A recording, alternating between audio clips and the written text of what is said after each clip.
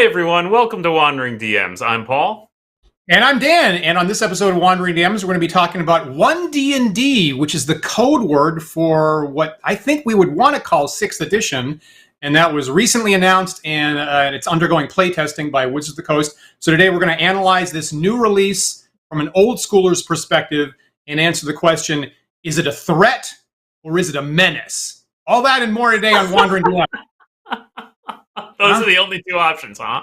Those are the only two options. What if it's revolutionary, Dan? What if it's the next best thing? Possible. Yeah, the next right? best thing to old school, probably. Anyway, but so I kid, right? I kid because I love Paul. We've always committed. We talk, mostly about old school stuff here, but we've always committed to, talking about all the different editions. And I think you and I both agree we want more people playing D&D, so we would like an edition that gets more people into the hobby so we can play with them, frankly. And that's, for sure, I think that's our primary motivation, right? Yep. And I think you and I would agree that, like, the editions have, for us, appealed or not appealed. Tastes change, right? Everybody's got a different opinion, and that's fine, and we respect that. And that, frankly, there was probably a time in the not-so-distant past when you and I were much more adamant about old is best and the new stuff is terrible. And possibly 5th edition actually helped that, right? Like, I think 5th edition, we both felt was like, that's an improvement. They're going in the right direction now. Well put. That very well put. Yeah, we definitely we've definitely played all the different editions. And we're perfectly happy to sit down if someone wants to run a game for basically whatever. But yeah, there were some dark years before 5th edition, and I thought I would never play. Honestly, I thought I would never play branded D&D again, and 5th edition made that possible. You're right. Yeah. So it's not all doom and gloom, but it's interesting. Yeah, it's interesting. Right. So how did this get? Dan, you were a little more on top of this. I think you're the one who's proposing to me that we get this topic out there quickly. How did you become aware of it? Well, thanks to our viewers on our Discord server, actually popped up, and frankly, our who I'm referring to as our chief aide de camp, Bacquies, I think was the one that put it on our Discord server the other week. So I think it was just like last Friday. I think it was like a week ago Friday it came up.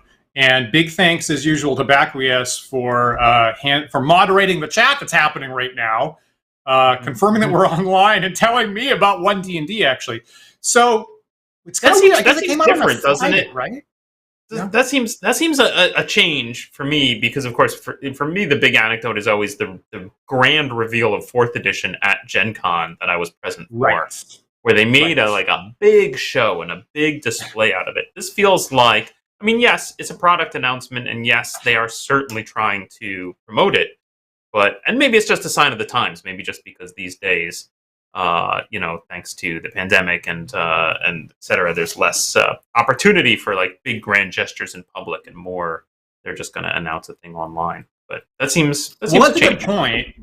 Yeah, I mean, the other thing that we were wondering how much we were going to dig into is, of course, Wizards fairly recently acquired D&D Beyond, right? The digital support system.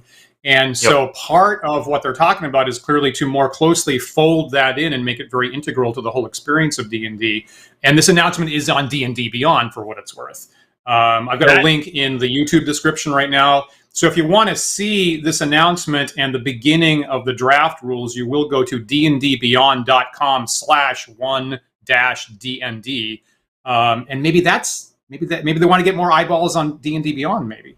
That's fascinating. I think Wizards acquiring D&D Beyond seems like a surprise to no one, right? Like, clearly they would want that product under their masthead. They've wanted a digital, branch for a while, ever since the 3rd edition books came with a CD in the back. It is very clever to kind of let the community invent that for them and then just embrace and acquire it, right? Rather than try to force it from the top down, I think is very clever. Here is the 3rd edition. Here is my 3rd edition book that I just grabbed the CD out of, and they have been working on this for these many years. Right. No, it's I want to bring up though that it's way more than just acquiring and embracing D&D Beyond, right? As Eric points out in our chat, they also announced a new VTT, and specifically, it's being built on top of Unreal Engine, which you and I certainly, I mean, frankly, I work in Unreal Engine every day in my day job as a video game developer. So that's fascinating. So crazy. Remind me again, Unreal. If you're coding on Unreal, the language is what again? Just for my own purposes. C++. Which is, of course, what I actually teach in my my professorial job. Actually, now, there's actually a fair amount as well of blueprint coding now, which is a visual coding with two-dimensional graph of nodes that you're dragging and dropping around, which is actually you can do quite a lot with, frankly. And I've seen whole games built using just that. Nice. So usually it's a balance of those two things, that kind of visual scripting and on top of essentially C++ code. Cool. I mean, this is total tangent, and I apologize for this, but I'm always on the lookout for things that I can pitch to my students that come in and go, somebody told me that C++ is very old and nobody uses it anymore. So if I can come in next week and go, here's a new thing you might be interested in to know C++ about. But enough about that. So, yes. Do you think that with the virtual tabletop, do you think they're just trying to scoop all the other virtual tabletops out of existence? It feels very much to me like the streaming TV wars that are going on. Yeah, for sure. Yeah, for sure. I mean, that's when the most I was playing online D&D. And let's just be clear. I think it's clever and correct and imperative that they embrace online play. Right, like that. Yeah. I think online play is a thing that is here to stay, and people want it, regardless of what happens with a pandemic opening things up or not. I think some number of people are always going to want to play online, and why not? So the interesting thing, I think, is the virtual tabletop. So when I was playing D&D 5th edition online, we were using Roll20, and specifically someone built a bridge between D&D Beyond and Roll20, a nice plugin that allowed you to have D&D Beyond open, and then just streamlined the integration between the two. So I can go into my D&D Beyond character sheet, I could hit roll this ability check or this attack roll, and the results will get piped straight through to Roll20. So, interesting here that Wizards decided to acquire D&D Beyond, but they're not acquiring Roll20, right? They're now going to compete with Roll20. Right. And we've certainly seen statistics at Roll20 that the vast, no huge surprise, that Dungeons & Dragons 5th edition is the 800-pound gorilla, and 80% of all games on Roll20 are in that particular rule set, actually. So that if I were Roll20, I would feel very nervous right this moment. Actually, I don't know. That would make me feel very, very anxious. So those are interesting days ahead. VTTs. Yeah. I'll be curious to see how that product rolls out. Yeah. But I mean, and I'll be curious to see how they present it and how they package it. Right? How do they sell the books? Is it always with an online component? Right? Is it always with a license, or is there print? Do I have to worry about buying the print books for my in-person games versus buying, licenses for digital media when I'm playing online? Hopefully they'll figure that out. Yeah, I think in the video that they have up on D&D Beyond introducing it, right, there's a moment where they talk about VTTs, and I think they say something like, we've been wanting to be able to offer package deals of print plus digital for quite some time, and this is going to allow us to do that. So it's at least on the table as an option that they want to offer. Yeah. So that'll be interesting to see. Yeah. Let's talk a little bit about the branding here, because I think that's probably the thing that everyone is going to want to poke the most fun at. One D&D? Yeah. What do you think about that? Yeah. So So number one, and I'm going to try to not be too inflammatory here. And then later I will fail. But so the first thing is that the attempt here seems to me like just an absolute carbon copy of what they did with 5th edition exactly 10 years ago, right? So in 2012, exactly 10 years ago, also known back then as D&D Next. Right. They said almost identical stuff 10 years ago. about we don't want to call it 5th edition. We don't want a numbered edition. We want something else, and we want to call it D&D Next. And B, the fact that they wanted this to be the universal edition, that everybody was going to play this edition and recognize it and be able to participate. And we have, so, and I posted a little bit about this on my blog actually last week, because I dug up some interviews that they did 10 years ago, and then we can compare that to the video with Chris Perkins talking, the video that was released last week actually. What should we look at first? Should we look at the old news or the new video, Paul? What would be more interesting next? I don't know that we need to look at the old news. Do you mean around the announce of 5th edition?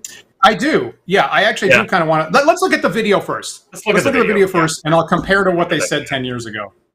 Okay, sure it is. By listening to the fans. And what came out of that process was a system that is stable, that is well-loved, that incorporates the best elements of earlier editions. Now that we have that, we are no longer in the position where we think of D&D as an edition.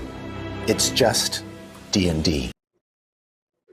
So that's Chris Perkins there talking in their middle of their promotional video. And if I go back, I think there's at least a couple things we could unpack there. If I go back 10 years, there was an article on IGN initially that said they have stated that the next edition would not be called 5th edition, though they have not yet stated what they will call it, simply referring to it as D&D Next.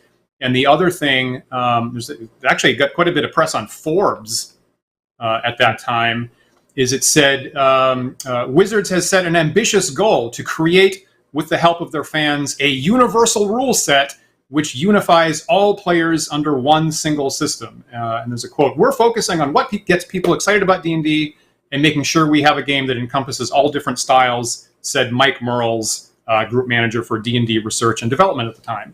And I mean, isn't that exactly what, I mean, clearly it didn't work because they had to submit and call it 5th edition. We know it's a numbered edition. It's just going to happen again, I think, right? We will call this 6th. Surely we're going to call this 6th. Everyone's going to call it that. The thing is, it makes sense to me that as a corporate entity, that Wizards wants everyone to play the newest version, right? Like, of course they want everyone to play the newest version. That's the stuff that they're selling, right? They're not making a lot of money off of old editions. They want everyone playing the newest. And so, of course, they want to blur the line around the idea that there even is such a thing as old editions, right? They want, don't worry about the old editions. Ignore the man behind the curtain. Just buy the latest books, and you'll be fine. Let me throw up an insightful comment from Hobo Ogre here. So Hobo asked, what can anyone do with the rules in this regard? Modularize every rule mechanic and label them all as optional?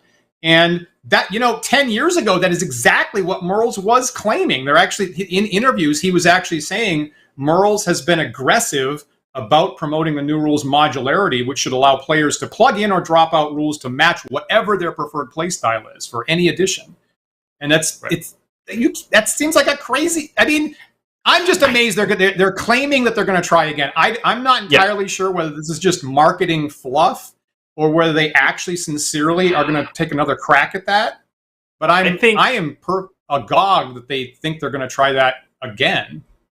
I feel like I can't blame a marketing team for trying it. Like, it seems any marketing team, I think, is going to want to do this. What's odd is that they're able to, drown out any naysayers and say, yep, we're definitely doing this. Because, let's look at the inverse. Why put numbers on it? Why do you want different edition numbers? And I think the answer is because you're going to go meet up with people, maybe go to a convention, whatever, and you're going to sit down at a table and you're going to ask, what are you playing? What edition are you playing?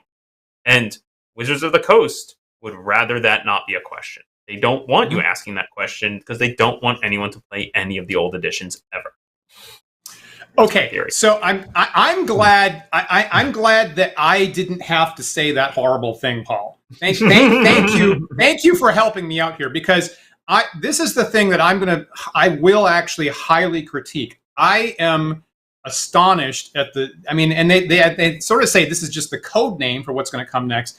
But the name One D&D could not be worse for the context of old school gaming. Calling it One D&D, and I am not a big conspiracy theory guy, but I cannot help but notice it manages to have a name collision. And people on our Discord server pointed this out before it came to me, actually. It has a name collision with both first edition. You've got One D&D that's going to, in Google searches, going to be colliding with first edition. And it has an acronym collision with OD&D, with original D&D, right? It manages to actually collide with both. And boy, it's such a laser-guided missile right at the heart of original and AD&D that it's hard for me to think that wasn't intentional. And I personally really hope that goes down in flames and that they do actually switch to 6th edition, because it really seems like there's an amazing conflict there and just general schadenfreude at this point. I really want that One D&D name to go down in flames. Yeah. Well, I mean, this seems like the classic trope of the DM who makes a name that they think for an NPC that they think sounds cool, maybe don't think to say it out loud, and then when they say it out loud, the whole table laughs, and they all start calling the NPC something else. This happened, frankly, in my job when I was working on an MMO, and there was a designer who wanted to name a region. He wanted it to have a kind of ancient feel, but it was also inhabited by giants. And so he took the word Titan and tried to make it more Latin-y. So he put US at the end, and it was Titanus, or Titanus, as it looked right. to the rest of us. And he got laughed at to the point where he had to rename the region. Right. So, This is a spicy episode of Wandering DMs Day, I gotta point out. That's great. Yeah. So I can't blame him for trying. I don't think it'll stick. I think it will be 6th edition before you know it. I hope so. Inevitably, someone's going to come up with a nice dragony logo with the number 6 in it, and someone at Wizards is going to get really jazzed about that, and they're going to be like, put this on everything. Yeah. Right. And then, actually, that's right there. I mean, it's actually very similar to the ampersand that's on your mug right there, as a matter of fact, right? It's tailor-made. A little 6, a little dragon head. You're going to get a little 6 in there. Right? Yeah. That's going to happen. That's totally going to happen. Just make the call and move on. Don't take away our stuff, man. You got. So that's my top. When I realized the other day that there's an acronym collision with OD&D, I became very anxious. As a matter of fact, that would be pretty bad. Let me stop. Let me say this. Yeah. Oh, sorry. I was gonna say let's move on. Let's stop bagging on Wizards for a moment here. And let me talk about things they're doing right by comparison, right? Because frankly, I remember back when 4th edition was announced, and it was very much this is the new stuff. You will use this stuff. Screw the old stuff. We're right. You're wrong. Do it this way. And I feel like it went over like a lead balloon. And then I feel like when 5th edition came out, they said, let's go easily this time. Let's go careful. We'll leak some info about it. We'll run some play tests. Everyone will see it coming for a long time, right? And now, again, they're talking about releasing this in 2024, right? That's when this new edition is coming out. Very cleverly, and the 50th anniversary of D&D. Well done. Yes, of course, you should time it for that. And I've got 2 or at least a year and a half to see it coming. Great. I got a lot of time to get used to it. And they're doing what they did with 5th, which I think is very clever, of they're releasing bits. They're releasing playtest bits of take your 5th edition game and add this stuff in, and you're kind of playing a quasi approximation of what the new game's going to be like. Tell us what you like, what you didn't like, right? They're beta testing it. It's worked for video games for ages. I don't see why not. Yeah, and I think that I do agree with Perkins that that they did have an extensive playtest cycle, and it was very public with 5th edition, and that was clearly a benefit to them. So capitalizing on that experience is certainly good. And they're so in the draft document that they've released so far, which is just for character backgrounds. They're very right up front, and the thing that popped out at me more than anything else is right up front. It says the material here uses the rules in the 2014 Player's Handbook, which is, of course, 5th edition, the 2014 Player's Handbook, except where noted. So at least, and I don't know if that's going to continue to be the case, but at least in that draft document, they're very much saying that unless we say otherwise, the 5th edition rules are still in effect. And I think in their promotional video, they've said you can still use the old stuff. You can use your old characters. It's going to be back compatible. You can use old adventures and supplements and all that kind of thing. And I don't remember the makers of D&D ever saying that since the 1st to 2nd edition switch. Right, the 1st to 2nd edition switch was very much the same thing, where it was supposed to be mostly compatible and you were supposed to be able to maintain your characters. 3rd and 4th and 5th have all, like, I remember when 3rd came out, you know, Paul, you and I just did an episode about that switch a couple months back, actually. Yep. When 3rd came out, they said, I guess 3rd had that document where it said, here's how you can convert 2nd to 3rd edition characters. It's going to be a lot of work. There's going to be quite a bit of overhaul. Yeah. And then when 4th came out, they said you absolutely cannot convert 3rd edition characters. It is impossible. Don't even try. I mean, conversion, except for 3rd to 4th, conversion seems like has always been a priority for them, right? Even look at Pool of Radiance, where you can play a digital version of D&D and enter your paper characters, right? They made that a priority. Mm-hmm. Like, here's how to take your paper characters from your D&D game and get them into the computer game so you can play D&D by yourself. Which, as we know, is itself a whole topic of how to do that. But now playing Thursday nights, Pool of Radiance with Dan Plays Games of the Older Times. There you go. I even noted, like, so I have some notes here, and I think you have some notes. We both looked through the PDF that's been released so far, which is granted just the first of many, I believe, and they're slowly going to roll out these playtest documents. I noted in this one, there was a section where they talk about ability increases coming from backgrounds, and there's a specific note that says, if you're going to use this rule, it supersedes this other way to get ability increases in 5th edition. Don't use both, or that will break your game. Right. And I was like, that's very clever that they're specifically noting, like, here is a case where 5th edition, and I'm going to call it 6. I'm going to just call it 6 for the rest of the show, Dan. I hope that's okay. Thank you. What a relief. What a relief. Thank you so much, Paul. There you go. This is a case where 5th and 6th definitely contradict each other, and you got to choose a horse. And that's a direction that they stepped in, right, with their last big supplement to 5th edition. The name escapes me right at the moment. Probably someone in the chat can tell me. There you go. Thank you. Tasha's cauldron of everything. Tasha's something about. Yeah. Tasha's got a lot of stuff. Yep. Okay, go on. It's going to show up in the chat. 3, 2, 1, probably right there. Is it that was right? They were going to change the way that, for cultural sensitivity purposes, they were going to change the way that races work. I personally, and so that's clearly a change. That's clearly a shift from where ability bonuses are coming from. I'm a little bit surprised they still got the word race in the document, actually. Like, I kind of thought that, everybody's giving me fake names of that book in the chat. Don't crack me up, you guys. So I'm actually a little bit surprised that they are still using the word race, actually. However, I gotta admit, it seems I don't see really a much better word for that. You can call it species. Yeah. I guess some people want to call it folk or people. The problem is, in the past, right, with 4th edition, they tried to change some terminology, and that was also a major point of contention with 4th edition, right? Mm-hmm. Is like they tried to change key terminology that people were used to, and they got a lot of flack for it. So I bet there's probably, my guess is, if you were a fly on the wall in the design room of Wizards of the Coast, you would hear that there's a lot of angst over, like, we don't like this word, but we're kind of married to it. Like, it's been around so long, we don't think we can get away from it.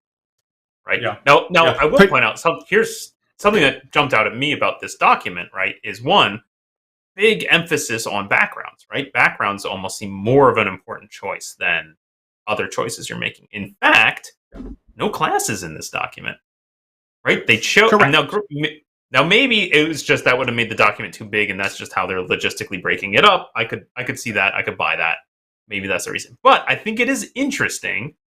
For the first taste, what they decided to roll out was backgrounds, races, save classes for later. Mm-hmm. Yeah.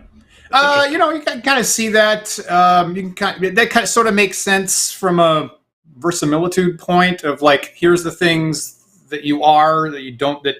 In real world you don't get to pick, and then here later on you'll have your career. And then in the real world you do get to pick. But I think picking is what this is all about, right? Like, so that's really interesting. Now I'm going to start picking apart this document because I found this very, very interesting. I would say at a high level, some of the things that jumped out at me, right, in this, because I think it talked about, sorry, I'm going to look it up. I have the document here.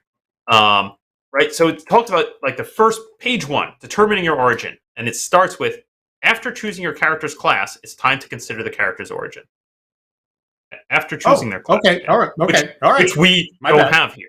We don't have their class, but apparently we're just going to take it as a given. You've already chosen their class. Now you're going to choose race and background, which is that's an interesting order of operations for me. That's not usually the order of operations I go in, but okay. And then also, I would point out that there is a lot of focus in this document about customization, right? Yes, it lists 9 races. Let me just call that out. 9. That seems like a lot. 9 races, and then specifically talks about, and now here's how to mix them up. Here's how to make a character. Here's how to customize a character who's a descendant of 2 races. Yeah, so there's a sidebar there that jumped out at a lot of us, and some of us in the chat right now are talking about that. And so traditionally, so notably, what they've gotten rid of is they've gotten rid of any conversation of half-breed races. So we're familiar since from first to 5th edition that there were options for a half-elf, options for a half-orc have been in the rules, and this has scrubbed that away. Maybe people don't want to talk about that or think about the possibly dark background too much of those kinds of cases. So now the option, you can either be an elf for a player character, you can be an orc, period, end of story.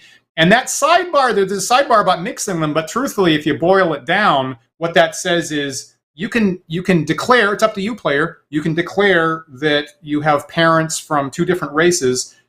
Pick one of the races for all the mechanical stuff. And then if you want to describe visually a mix, go ahead and do that, right? But truthfully, that mixing rule just comes down to pick one for all the actual in-game stuff, and then you can describe it however you want. And I'm like, yeah, so it's very gentle. It's very gentle. It looks, to my eye, it looks like they're really just trying to avoid any kind of possibly upsetting topic around that. Okay, I can see that. But I will go on to point out also, once we get into backgrounds, there is also a section here on backgrounds and how to customize the backgrounds, right? Yes.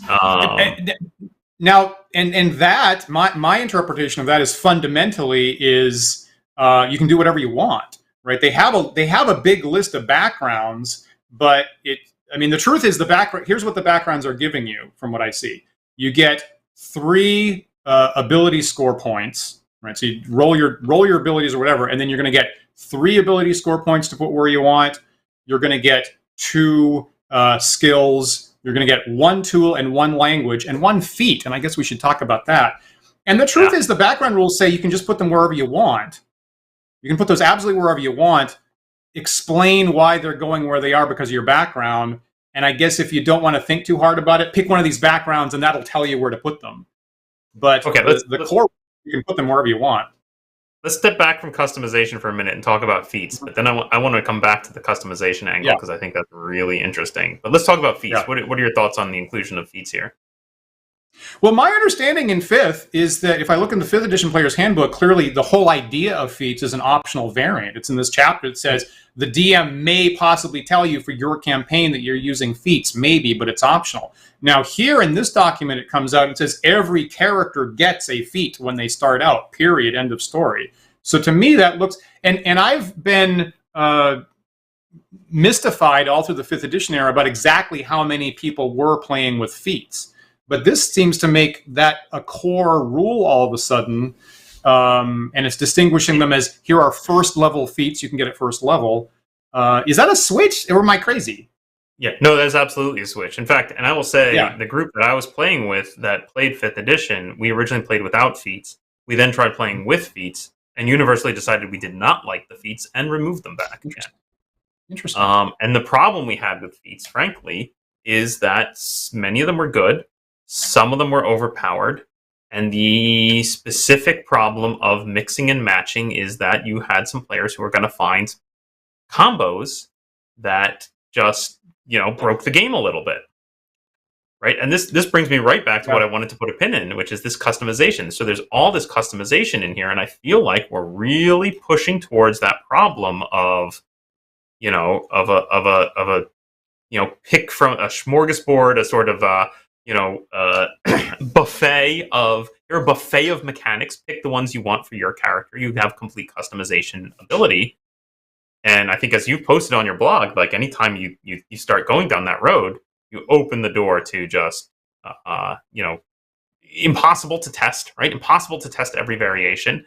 Ergo, some variations will be super broken. Mm-hmm. Yeah. I had that feeds into my point buy systems are always broken thesis. Right. Yeah. Aren't they pointed that way though? Don't you feel like here it is, like we've abstracted abilities into the concept of feats. You can pick any feat you want. You can build your background. You can you can customize.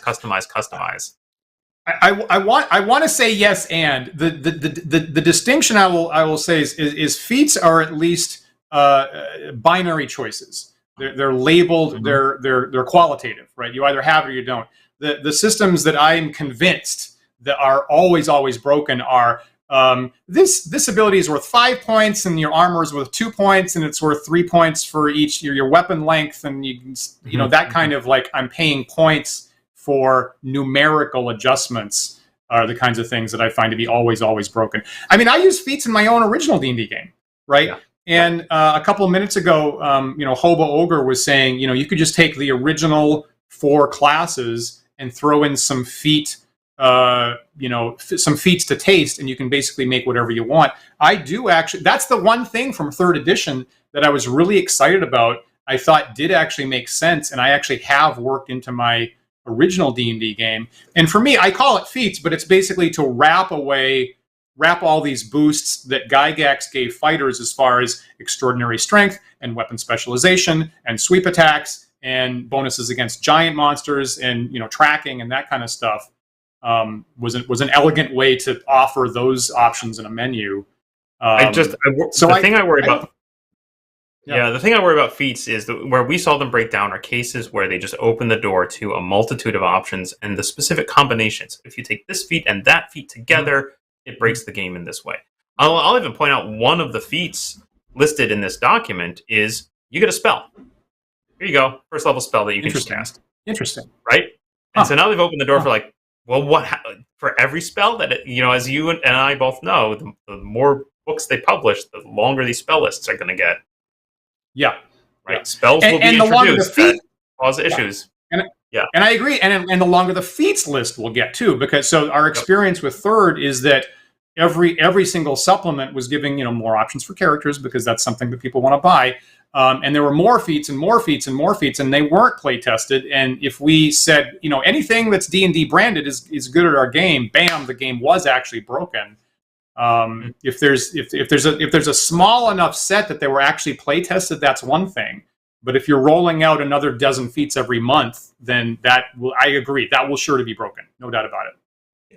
Yeah, I think that's I don't see any problems immediately in the text as written, but I feel like these doors are being opened, and that's my spidey sense is that's the direction we're going.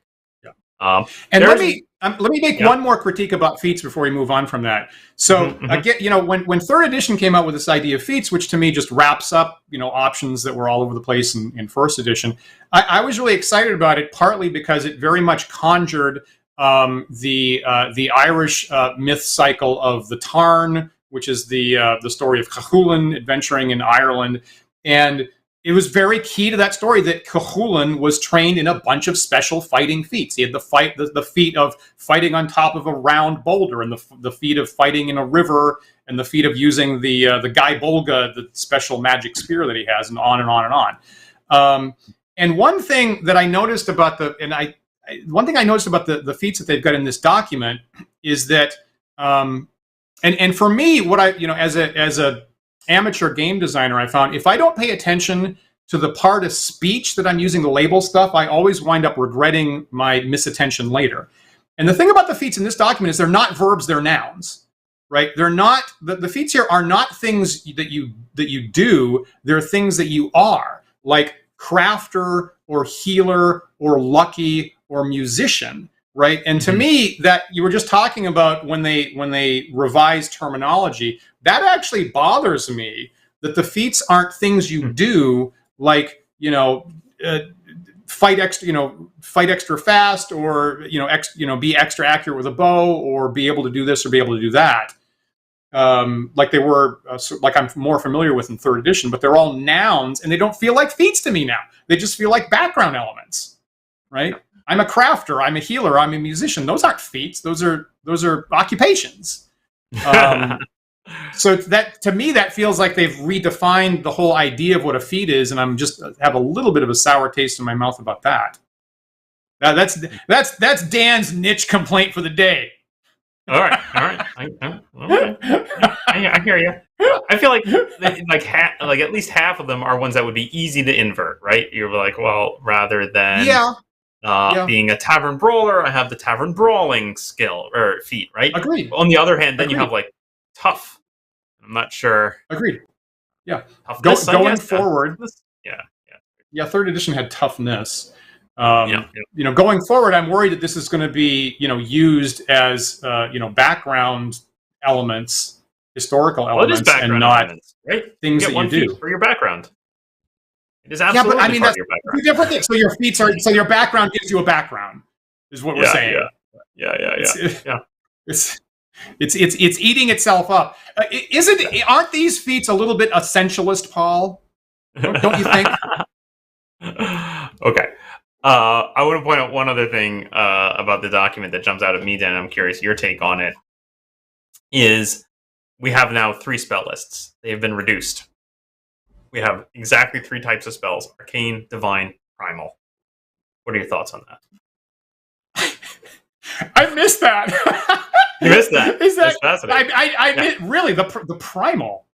Primal. I They totally boiled it down to 3 types, right? So you're not going to have the paladin spell list and the ranger spell list and the druid spell list, right? You get one of these 3 spell lists: either arcane, divine, primal. That's it.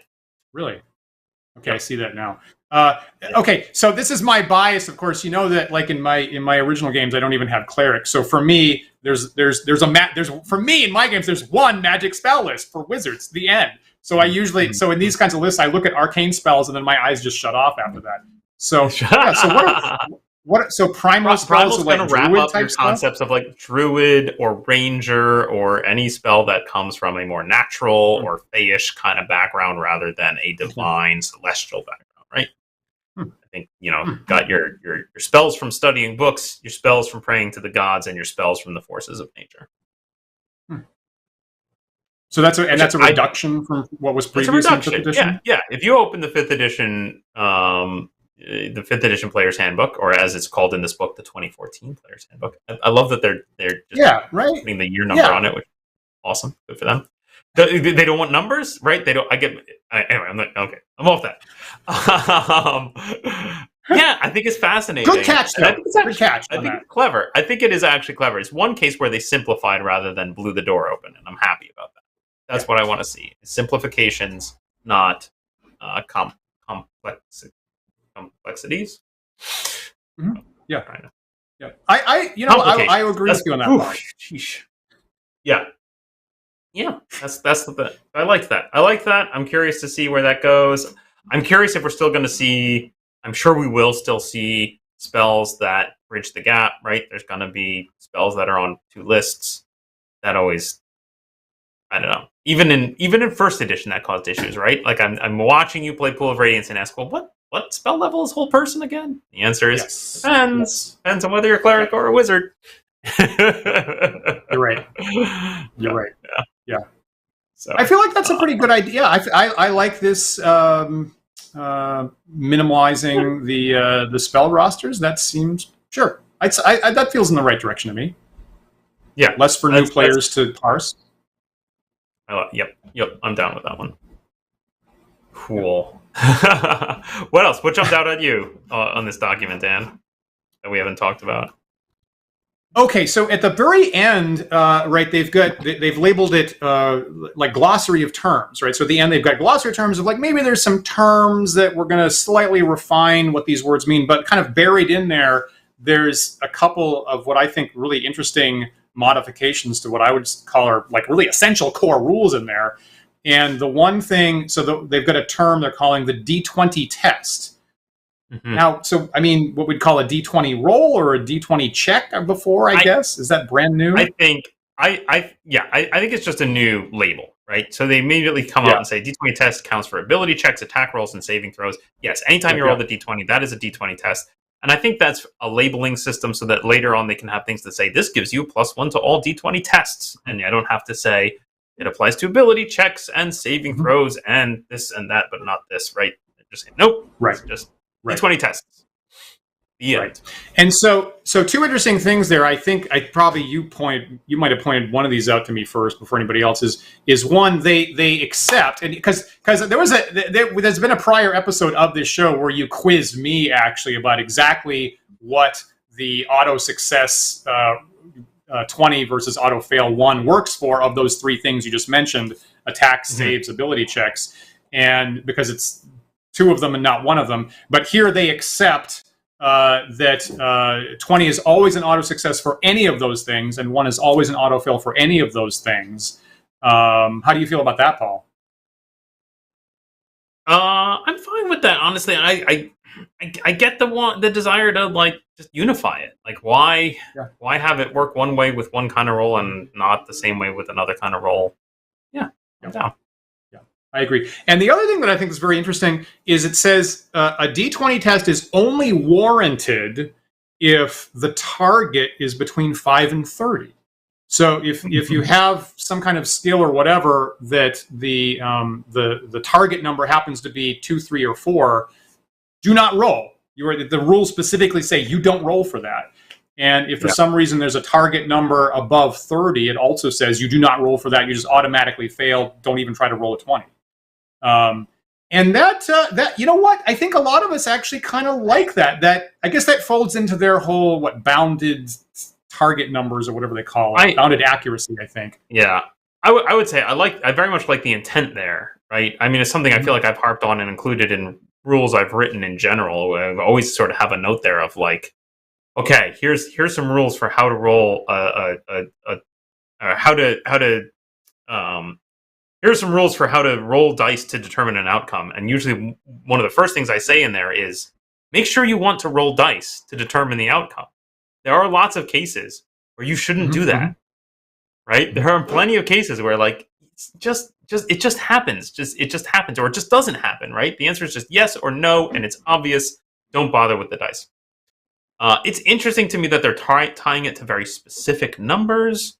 Is that okay? I think it's probably fine.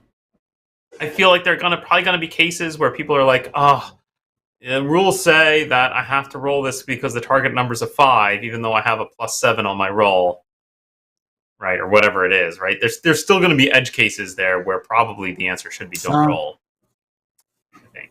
But it does make that very niche difference of do you roll the 1 or not, right? So if I've got a +7 bonus, right, if the target's 4, I automatically succeed. But if the target's 5, I have to avoid the natural 1. I suspect there's going to come up things where you're going to have stuff like, well, this spell changes the target number by this amount, and you're going to go, ha-ha, got it below a 5. Now it's auto success, and there's no chance of failure. Never going to roll a 1 because you don't have to roll for anything that has target number 5 or less. Or less than 5. I will say on the upper end, right, this number 30 is interesting because that goes back to, with 3rd edition, the DM guide had an optional rule that said you could treat natural 20s as if it was a 30. That's the best you can possibly do is effectively roll a 30 on a die. And with the statistical, and then if you go back to 1st edition, they had these repeating 20s on the table that mathematically made a 20 basically work like a 25, actually. And, with the statistical stuff, the statistical kind of work that I do, I think about S curves a lot, success real world probability successes really look like S curves or sigmoid curves, they call it. And at the top end, or at the bottom end, your ability to succeed, it's not a line, right? It gets a little bit lower, a little bit lower, a little bit lower. And at some point, the chance is not 0, but it's not at 1 in 20 either, right? And so at least it's probably not going to happen a whole lot, but some of us are bothered at the prospect of, I'm in a game, I'm in the wilderness, I launch an arrow like 2 miles away, and I guess I should roll a d20, and if I get a 20, I can hit something from like a mile away, which doesn't make sense. So I don't mind this. There's clearly a point where the chance is less than 5%, and we're just, at that point, we're going to scrub it off and say, you can't act. We're going to assume you can't actually succeed at that. Mm-hmm. Yeah, I think it's good to have balance. I definitely agree. Yep. I don't think it's bad. I don't think it's a bad rule. I guess I'm worried that it will be taken too literally. It'll be drawn as too hard a line, and I think that DMs should have a little more nuanced ability there to draw the line and say, in this case, no roll, which I think they still do. Frankly, I mean, it's always DMs to say roll or don't roll, right? Always there. So yeah, I agree. Yep, I don't mind that. Now, also in that rules glossary, they also have tweak, and in some ways, I can't even detect what the tweaks are. They've got they restate the critical hits rule, and I can't actually detect any difference, but there's probably some technical detail that someone's tripped up over in the past or argued about. And then they have a restatement of grappling, because Paul, the grappling rule is just aces, right? And so I'm sure that no one's ever had any problems with grappling recently in any edition.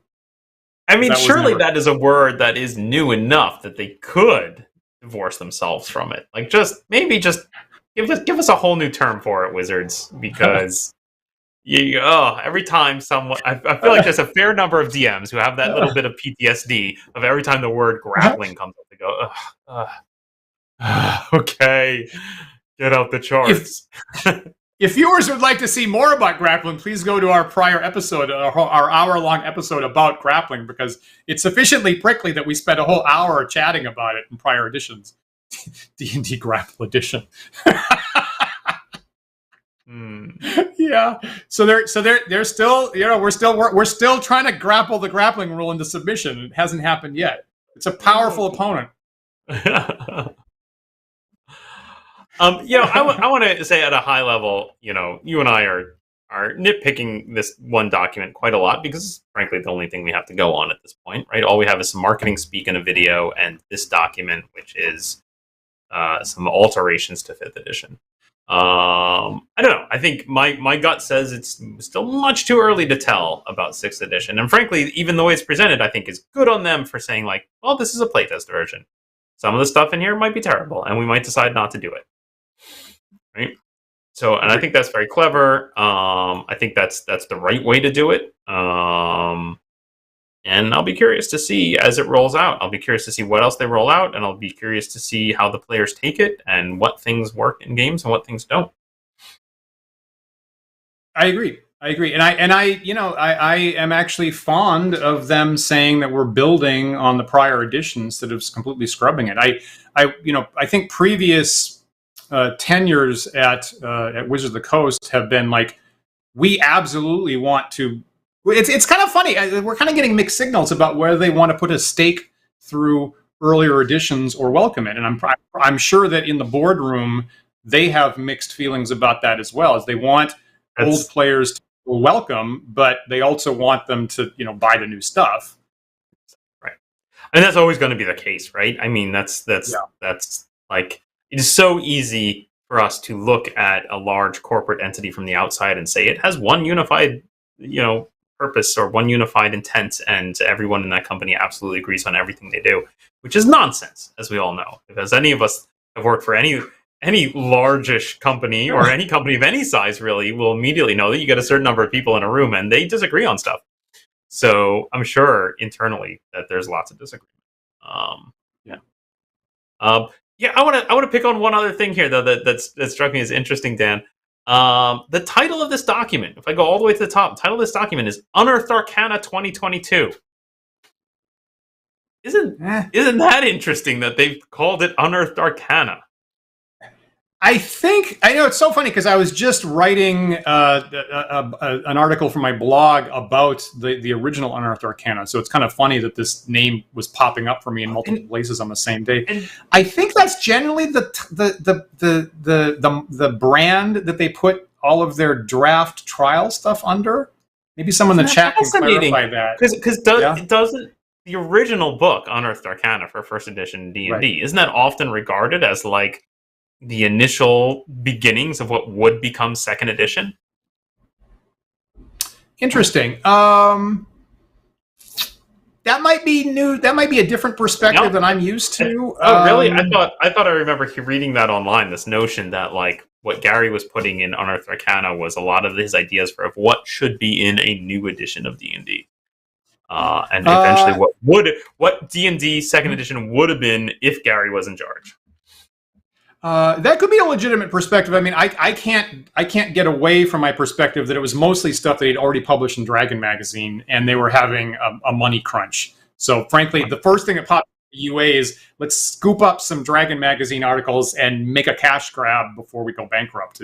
But maybe that's an unkind way of thinking about it. You know, and then Gary being immediately booted from the company right afterwards too. So it's a pain. Right. But I think for years, I think they've been using Unearthed Arcana as the branding for their trial, non-official type rule stuff. That is very interesting, I think, and interesting to me that history of it. I think that it was the last book that they shoved out the door. It's a money grab. Like that's I guess it's not a title that anyone is like holding close to their heart and saying like, no, you're despoiling the name of Unearthed Arcana. Like, no, Unearthed Arcana is rocking.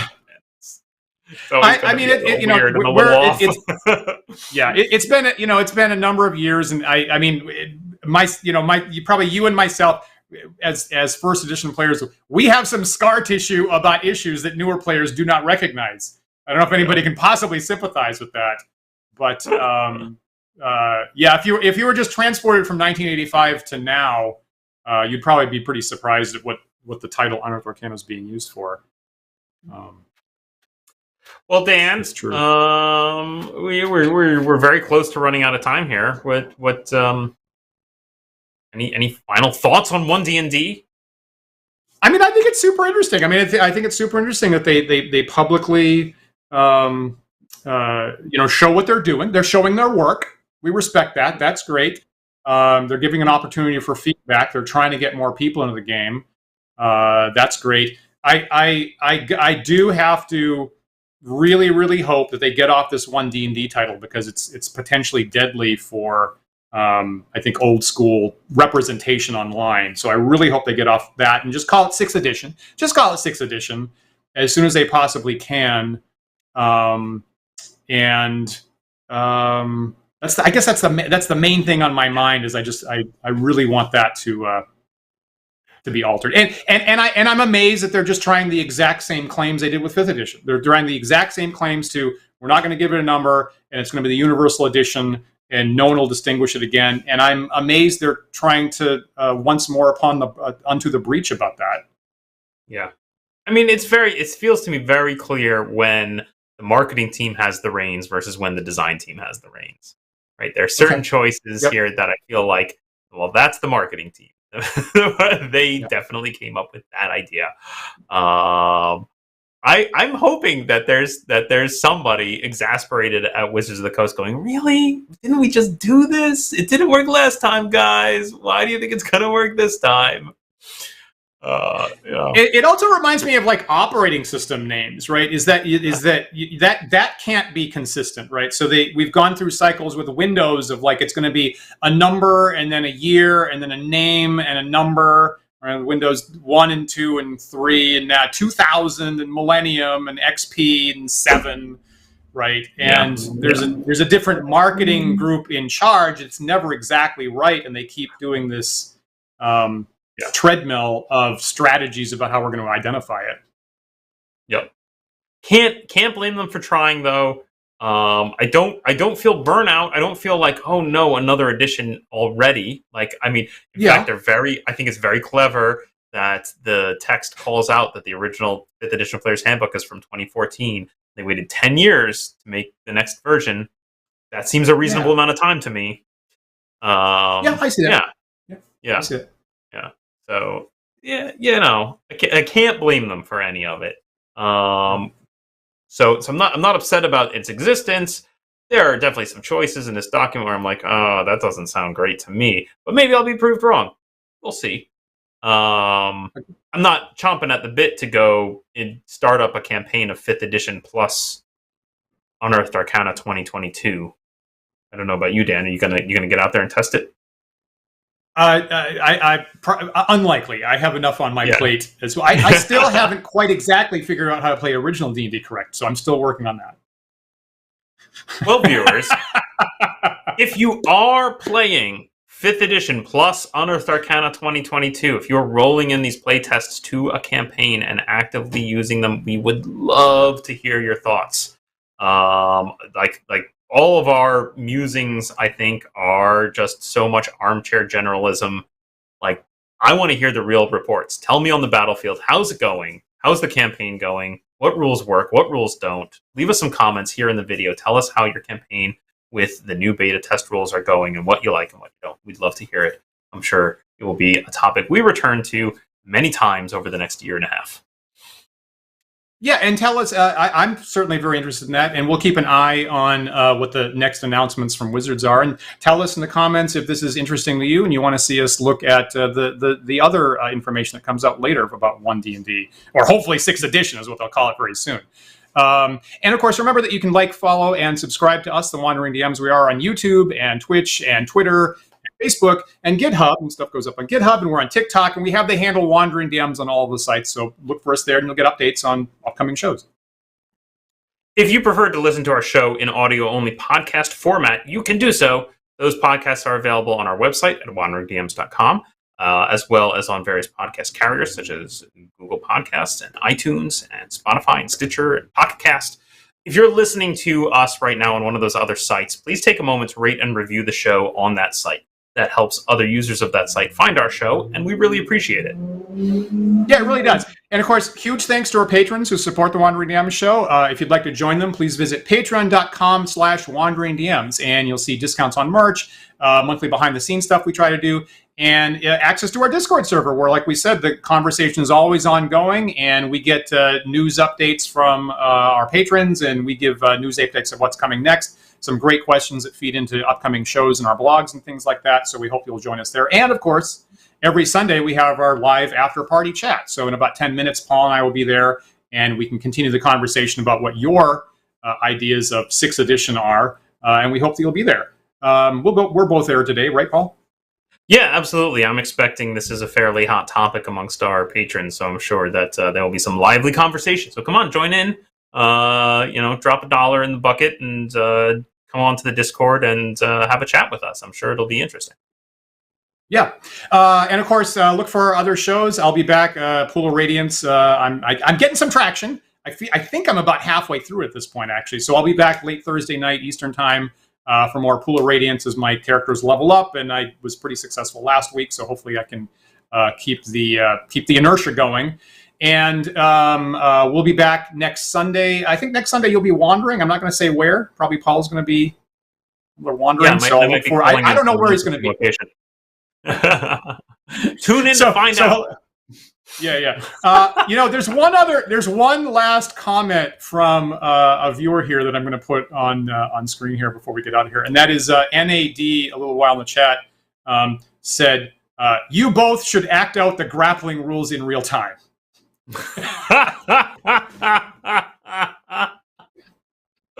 And only after we get onto the merch store the Wandering DMs logoed unitard. Then only then we act out the grappling rules.